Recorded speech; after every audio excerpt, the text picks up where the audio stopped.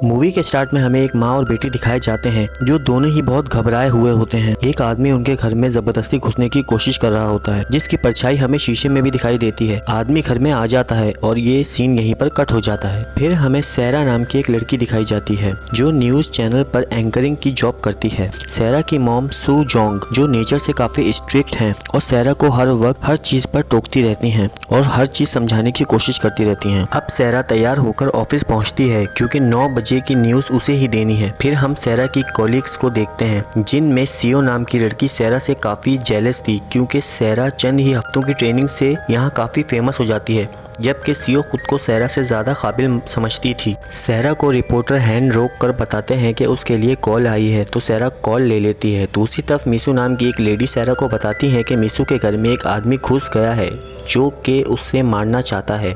Miss you चाहती थी कि सैरा इसकी रिपोर्टिंग करे। वो सैरा को अपना एड्रेस भी बताती है। उनकी बातें सुनकर हैन को लगता है कि ये कोई प्रैंक कर रहा है। मिसू बताती है कि उस आदमी ने उसकी बेटी की जान ले ली है और फोन कट हो जाता है। मूवी के स्टार्ट में हमने जिस माँ बेटी को देखा था वो मिसू ही थी। सैरा एंकरिंग करने के लिए चली जाती है। एंकरिंग के दौरान सैरा काफी परेशान होती है। सामने लगी स्क्रीन पर भी उसे वर्ड फ्लोट होते दिखते हैं। सैरा काफी मुश्किल से खुद को संभालते हुए टेलीकास्ट पूरा कर लेती है, जिसके बाद सैरा मिसू को कॉल करती है मगर कोई जवाब नहीं आता आगे से। सैरा ये सब अपनी मॉम को बताती है तो उसकी मॉम उसे बताती है कि अगर वो लेडी सच कह रही है तो ये रिपोर्ट सैरा के लिए एक अच्छा मौका है। सैरा फौरन मिसू के बताए एड्रेस पर पहुंच जाती है। सैरा को घर के बाथरूम में मिसू की बेटी की लाश मिलती है जिसे देखकर वो घबरा जाती है। फिर वो बेडरूम में जाकर देखती है तो वहाँ उसे मिसू की लाश भी लटकी मिलती है। जल्दी से सैरा इस बारे में सबको बताती है और यहाँ पुलिस और मीडिया आ जाती है। सैरा भी रिपोर्टिंग करने का मौका नहीं छोड़ती जैसे वो औरत चाहती थी। सैरा उसे देखना चाहती थी लेकिन बॉडीज को पूरा कवर कर दिया गया था इसलिए वो नहीं देख पाती। दूसरे दिन सैरा उस केस पर रिपोर्टिंग और एंकरिंग भी कर रही होती है तो उसे उसके सामने एक स्कैरी लेडी दिखती है जो अचानक गायब हो जाती है। सैरा को लगता है कि उसने मिसू का भूत देखा है। इस बारे में जब सैरा मिस्टर हैन को बताती है तो वो उसे समझाते हैं कि इस केस में तुमने काफी स्ट्रेस ले लिया है इसलिए तुम्हारे साथ ऐसा हो रहा है। मिसू का केस सॉल्व करने की वजह से सैरा से सब लोग खुश थे। जो डिटेक्टिव इस केस पर काम कर रहा था सैरा को इसका इंटरव्यू लेने का भी मौका मिल जाता है। डिटेक्टिव सैरा को बताता है उस औरत और बच्ची को किसी आदमी ने नहीं मारा बल्कि उस औरत ने खुद अपनी बच्ची को मार कर अपनी भी जान ले ली। मिसू जब कॉलेज में थी तब उसे एक लड़के से प्यार हो गया था। दोनों ने शादी कर ली। उनकी एक बेटी पैदा हुई। बाद में उसके हस्बैंड ने उसे छोड़ दिया जिसकी वजह से वो मेंटल डिसऑर्डर का शिकार हो गई जिसका उसने काफी इलाज भी करवाया लेकिन फ्रस्ट्रेशन की वजह से उसने अपनी और अपनी बेटी की खुद जान ले ली। सैरा घर आकर ये सब अपनी माँ को बताती है जिस पर उसकी मॉम कहती है कि इसीलिए मैंने तुम्हें बच्चे पैदा करने नहीं दिए। मैं नहीं चाहती थी कि तुम भी अपना करियर इस तरह से बर्बाद कर लो। यहाँ हमें पता चलता है कि सैरा शादीशुदा है। सैरा अपने हस्बैंड के साथ नहीं रहती। हालांकि अभी तक उनका डिवोर्स नहीं हुआ। ये सब सैरा की मॉम की वजह से हुआ क्योंकि वो नहीं चाहती थी कि सैरा के बच्चे हों फिर उसका करियर खराब हो जाए। सैरा अपनी माँ की हर बात मानती थी जिसकी वजह से हस्बैंड वाइफ की कभी नहीं बन पाई। अगले दिन सैरा फिर से मिसू के घर जाती है। वहाँ उसकी मुलाकात डॉक्टर इन्हो से होती है। इन्हो ही मिसू का इलाज कर रहा था।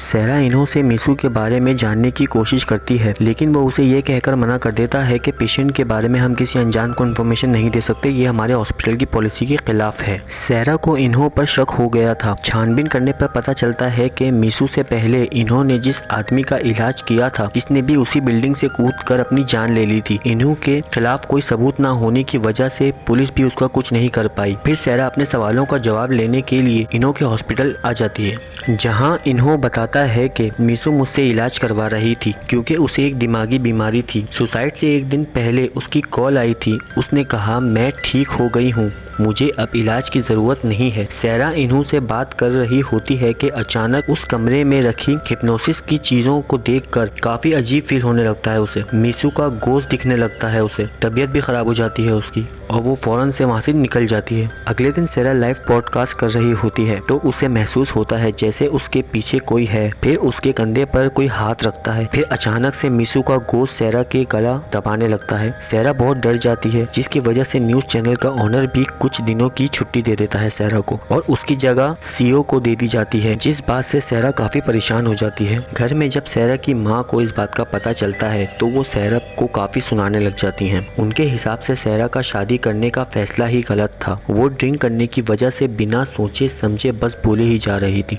सैरा भी अपनी माँ की रोज ड्रिंक करने की आदत से तंग आकर उनको रूम से बाहर निकाल देती है। सैरा को पता चलता है कि इन्हो हिप्नोसिस से लोगों का इलाज करता है। वो सोचती है कि कहीं इन्होंने ही तो मीसू को हिप्नोसिस के जरिए अपने कंट्रोल में करके ये सब तो नहीं करवाया। सैरा इन्हो से मिलने जाती है, जहाँ इन्हो उसे एक किताब दिखाता है जो वो उस दिन वहाँ ढूंढ रहा था। वो बताता है कि मीसू को डिसोसिएटिव आइडेंटिटी डिसऑर्डर थी, जिसकी वजह से उसने अपनी बेटी और खुद की जान ली। ये सुनकर सैरा इन्हो को बताती है मीसू के मरने के बाद से उसे मीसू तंग कर रही है, जिस पर इन्हो कहता है कि ये नहीं हो सकता, तुमने मीसू का चेहरा नहीं देखा था तो तुम कैसे कह सकती हो कि वो मीसू है। सैरा की प्रॉब्लम को ठीक से समझने के लिए इन्हो सैरा को हिप्नोसिस करता है। हिप्नोसिस में सैरा किसी खुले खेत में होती है। वहाँ उसे एक गोदाम दिखाई देता है, जिसे खोलने पर सीढ़ियाँ दिखाई देती हैं, जिससे उतरकर वो सीधा मीसू के रूम में पहुँच जाती है। ये सब उसे ठीक नहीं लगता तो वो वापस बाहर आने की कोशिश करती है। जैसे वो गेट तक पहुँचती है, पीछे से मीसू उसका गला पकड़ लेती है। रियल वर्ल्ड में सैरा अपना गला पकड़ी हुई होती है। इन्हो उसे कहता है कि तुम उसका चेहरा देखने की कोशिश करो, पर इस चीज से सैरा कामयाब नहीं होती और सैरा जाग जाती है। अगले दिन सैरा ऑफिस में ये देखकर काफी दुखी होती है कि सीईओ को पब्लिक सैरा से ज्यादा पसंद कर रही है। इस वजह से उसे जॉब से निकाल दिया जाता है। वो बहुत परेशानी की हालत में थी तो घर आकर सो जाती है। तभी उसे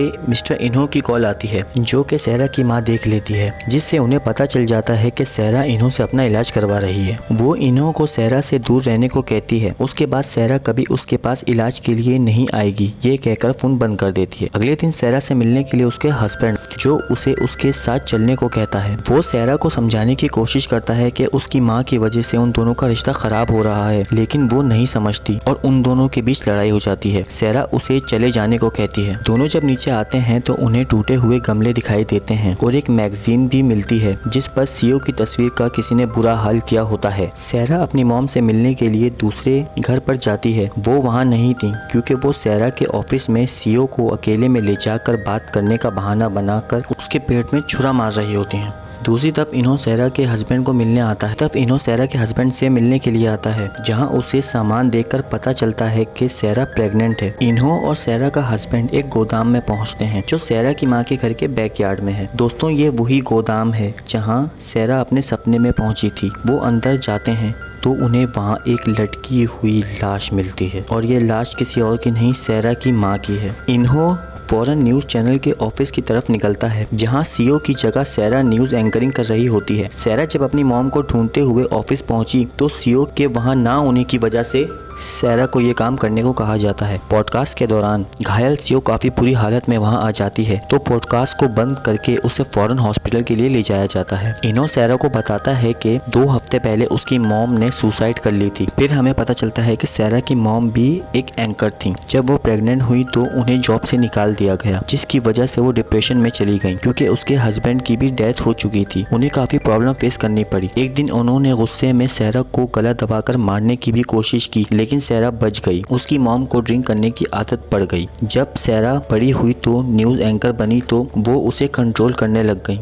क्योंकि वो नहीं चाहती थी कि सैरा वो गलती करे जो उन्होंने की। एक दिन सैरा अपनी माँ से मिलकर उनको बताती है कि मैं माँ बनने वाली हूँ, तो उसकी माँ ये सुनकर बिल्कुल खुश नहीं होती। वो सैरा पर गुस्सा करने लगती हैं। गुस्से में सैरा भी बोल देती है, जो आपने बचपन में मेरा गला घोट कर मुझे मारने की कोशिश की थी, मैं आज भी उस डर में जीती हूँ। इसीलिए सैरा को लगता था कि कोई उसे गला घोंट कर मारने की कोशिश कर रहा है। ये सुनकर सैरा की मॉम शर्मिंदा होकर नीचे गोडाउन में चली जाती हैं। सैरा अपनी माँ से माफ़ी मांगने जब नीचे जाती है तो वो देखती है कि उसकी माँ ने सुसाइड कर ली है। ये बात सैरा बर्दाश्त नहीं कर पाती और इस बीमारी का शिकार हो जाती है, मल्टीपल पर्सनैलिटी डिसऑर्डर, जिसकी वजह से पिछले 4 हफ्तों में जो कुछ भी हुआ वो सैरा कर रही। फिर इन्हो सैरा का इलाज करने की कोशिश करता है। हिप्नोसिस में सैरा की माँ सैरा को जान से मारने की कोशिश कर रही होती है। इन्हो सैरा को अपनी माँ से अलग होने को कहता है तो वो उन्हें एक टूटे हुए वाइन गिलास से मार देती है। रियलिटी में उसने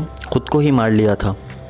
उसे हॉस्पिटल ले जाया जाता है, जिसके बाद वो कोमा में चली जाती है। फिर उसे 3 हफ्ते बाद होश आता है। उसे देखकर उसका हस्बैंड बहुत खुश होता है।